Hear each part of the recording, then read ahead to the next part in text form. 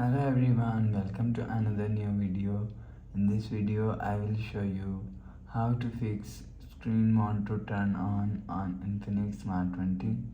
Let's start the video. If you want to fix this problem, restart phone, just click and hold side power button and click on this restart icon. Again tap on this restart icon, you will see your phone is restart. After restarting, go back to home screen and enter your phone pin. You will see your problem is solved. But if it not solved, go to app library. Here click on settings app.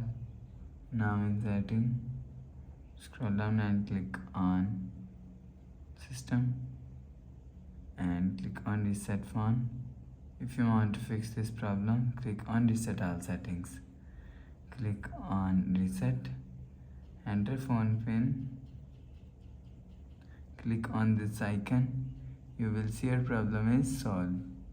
But if it not solved, click on settings app, scroll down to end, click on system and click on reset phone and click on factory reset. Click on erase all data and enter phone pin. Click on this icon, you will see your problem is solved. So that's how you can fix screen want to turn on Infinix Smart 20. If you like the video, please subscribe. Thanks for watching.